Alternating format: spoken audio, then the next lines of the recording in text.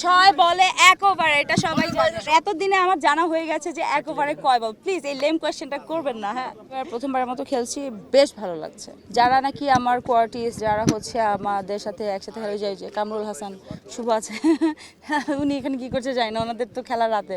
যাই হোক, একটু পরে আমাদের খেলা, একটু পরে আমাদের ম্যাচ, প্রবীরদার অপোজিটে আমাদের ম্যাচ। আমি অংশু ভাই টিমে খেলছি। আমাদের টিমে যারা আছে বেশ সিঙ্কে আছি আমরা, মেয়েরা আমরা খুবই দুর্দান্ত লেভেলের সিঙ্কে আছি আমরা। জিতি হারি কোনো ব্যাপার না, আমরা হারলেও কোনো সমস্যা নেই, জিতলে তো আলহামদুলিল্লাহ।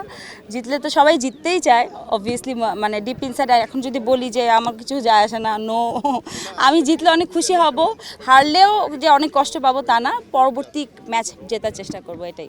হ্যাঁ, বাংলাদেশের খেলা আগে বেশি দেখতাম, আর এখন ম্যাচগুলো দেখা হয় না ওভাবে। বাংলাদেশের মাশরাফি বিন মুর্তজা, তামিম ইকবাল এবং সাকিব আল হাসান আমাদের অলরাউন্ডার আছেন। বাংলাদেশের যদি বাইরে জিজ্ঞেস করি, অন্য দেশের MS ধোনি ওনাকে পছন্দ ছিল। তারপর হচ্ছে অনেকেই আছে, বিরাট কোহলি।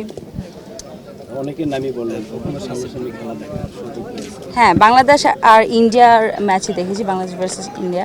বাংলাদেশ যখন খেলা হয়েছিল মিরপুর স্টেডিয়ামে দেখেছি, বেশ ভালো লেগেছে।